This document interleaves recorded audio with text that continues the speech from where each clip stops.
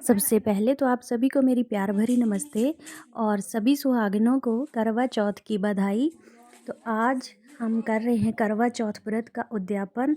आज हमारी शादी को भी 15 साल हो गए हैं। 15 साल के बाद मैं व्रत का उद्यापन करने जा रही हूँ। इतने सालों में मैंने नहीं किया, पर आज मम्मी ने ज़बरदस्ती ही बोला कि व्रत का उद्यापन कर लो, तो कर लिए। जब हम करवा चौथ के व्रत का उद्यापन करते हैं तो इसके लिए 13 करवे जो लगते हैं और 13 ही जो सुहागी हम बोलते हैं पहाड़ी भाषा में, यानी कि सुहाग की निशानियाँ का कुछ सामान होता है, वो हम सुहागिनों को देते हैं और कपड़े वगैरह भी देते हैं।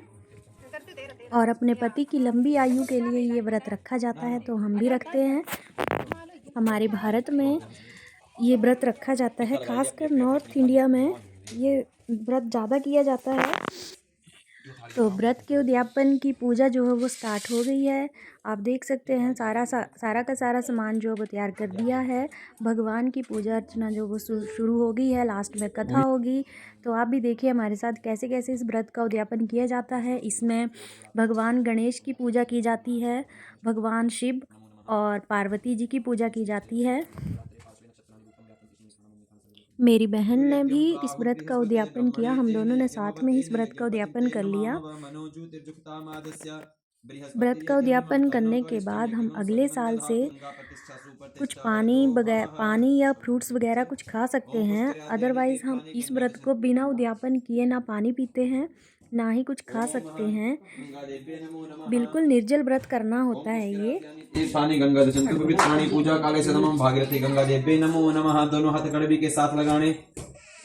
ओम विष्णु पादाब्ज संभूते गंगे त्रिपथ गामिनी धर्म द्रवेति विख्याते पापम मेहर जहनवी गंगा गंगेति बुरात योजना नमशतेर्पि मुच्यते सर्पापेभ्यो अरिष्टनेमिहि स्वस्तिनो बृहस्पति दधातु। गिरिवरविंध्य निवासिनी विष्णु विलासिनी जिष्णुनुते भगवती हे शितिकंठ कटुम्भिनि भूरि कटुम्भिनि भूरि शैलसुते। जय जय हे महिषासुरमर्दिनि रम्यकपर्दिनि शैलसुते। बोलो ज्वाला मैया की जय।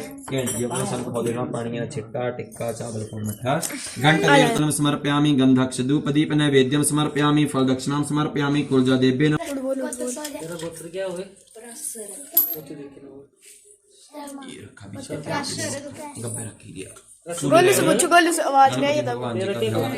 आवाहन करना बंधन करना। आइए मूर्ति में विराजमान हो जाइए ताकि जो हम आपकी बड़ी श्रद्धा पूर्वक जो है पूजा कर सके। ध्यान करना।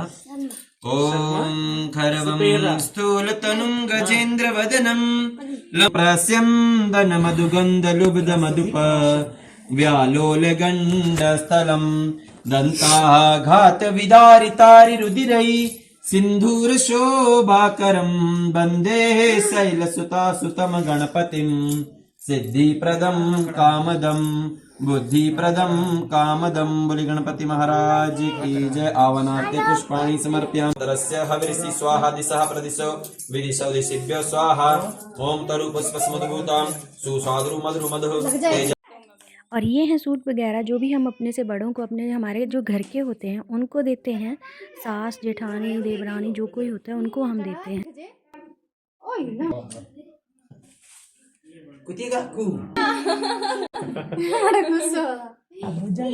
बेबी है भाई, तू किसकी बेबी है?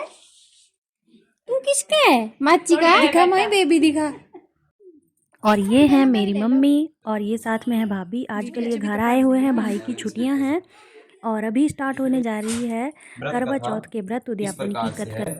कार्तिक कृष्ण पक्ष की चतुर्थी को करवा चौथ कहते हैं। इसमें गणेश जी के पूजन करके उन्हें पूजन दान से प्रसन्न किया जाता है।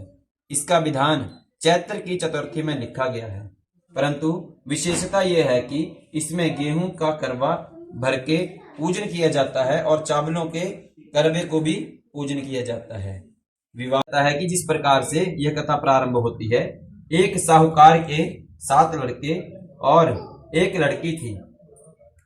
साहूकार के लड़के भोजन करने लगे तो उन्होंने अपनी बहन से भोजन के लिए कहा। इस पर बहन ने उत्तर दिया, भाई अभी चांद नहीं निकला है, उसके निकलने पर अर्घ्य देकर भोजन करूंगी। बहन की बात सुनकर भाइयों ने क्या काम किया कि वह नगर से बाहर जाकर अग्नि जला दी और छलनी में जाकर उसमें से प्रकाश दिखाते हुए उन्होंने बहन से कहा कि हे बहन, चांद निकल आया है, अर्घ्य देकर जो है तुम भोजन कर लो। यह सुनकर उसने अपनी भाभियों से कहा कि आओ तुम भी चंद्रमा को अर्घ्य दे लो, परंतु वह इस सारे वृतांत के बारे में जानती थी। उन्होंने कहा, भाई जी, अभी चांद नहीं निकला, तेरे भाई ने तेरे से धोखा करते हुए अग्नि का प्रकाश छलनी से दिखा रहे हैं। भाभियों की बात सुनकर भी उसने कुछ ध्यान नहीं दिया और भाइयों के द्वारा जो दिखाए गए प्रकाश को ही अर्घ्य देकर भोजन कर लिया। इस प्रकार जो है व्रत जो है भंग करने से गणेश जी उस पर अप्रसन्न हो गए। इसके बाद उसका पति आरंभ कर दिया और श्रद्धा अनुसार सबका आदर करते हुए सबसे आशीर्वाद ग्रहण। उसके श्रद्धा भक्ति सहित कर्म को देखकर भगवान गणेश जी उस पर प्रसन्न हो गए और उससे पति को जीवन दान देकर उसे आरोग्य करने के पश्चात धन संपत्ति से युक्त कर दिया। इस प्रकार जो कोई छल कपट को त्याग करके श्रद्धा भक्ति से चतुर्थी का व्रत करेंगे वह सब प्रकार से सुखी होते हुए और क्लेशों से मुक्त हो जाएंगे। और अभी व्रत की कथा होगी है समाप्त और इसके समापन के बाद अभी हो रही है गणेश जी की आरती। और आरती करने के बाद रात को जब चांद निकलेगा उसके बाद ही हम अर्घ्य देकर व्रत को खोलेंगे। और आज के दिन चांद भी बहुत देर से निकलता है, रात को 8:30-9 बजे के बाद ही चांद निकलता है। चांद भी हम महिलाओं को, हम औरतों को तंग करने पर तुला रहता है, उसको भी पता है पूरा दिन भूखी प्यासी है तो वो और देर से निकलता है। को पुत्र देवे निर्धन को माया, जय गणेश देवा माता जाके। ओम कर्पूर गौरम करुणावतारम संसार सारम भुजगेन्द्रहारम सदा वसंतम हृदयारविंदे भवं भवानी सहितं नमामि। त्वमेव माता च पिता त्वमेव बन्धु च सखा त्वमेव विद्या द्रविणं त्वमेव सर्वं मम देव अच्युतं केशवं राम नारायणं कृष्ण दामोदर वासुदेवं हरे श्रीधरं माधवं गोपिका वल्लभं जानकी नायकं श्रीरामचन्द्रं भजे राधिका नायकं श्रीकृष्णचन्द्रं भजे पार्वती नायकं श्रीभालचन्द्रं भजे। बोले सत्यनारायण भगवान। और पूजा के बाद अभी हो रहा है हमारा फ़ोटोशूट। हमने कुछ रील्स वगैरह बनाए और हमारा लुक आपको कैसा लगा कमेंट बॉक्स में आप ज़रूर बताइएगा। हमारे हिमाचल में घघरी पहनने का बहुत रिवाज है, जब भी कोई पूजा अर्चना की जाती है तो घघरी पहनी जाती है और मैंने भी सिलवा ली है एक, तो मैंने भी आज घघरी पहनी है, फर्स्ट टाइम पहनी है मैंने भी। रात के 9 बजे चाँद निकल आया था तो हमने भी व्रत खोल लिया, चाँद को अर्घ्य दिया। और छलनी में से हम चाँद को देखते हैं, ऐसे डायरेक्ट हम चाँद को नहीं देखते हैं, छलनी में से देखेंगे। उसके बाद हम अपने पति का चेहरा जो वो छलनी से देखते हैं, पर मेरे पतिदेव तो यहाँ थे नहीं तो मैंने उनकी फ़ोटो देखकर ही व्रत को खोल लिया।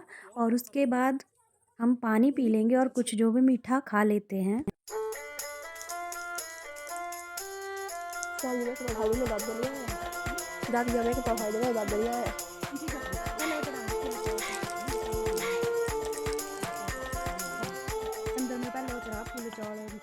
फटी के पटाखे तू प्याज जो क्या कर बात करते नहीं पीला अब तू खा करने अब बोल को दे सुकून मेरी क्यों ना खाई ना हो गया।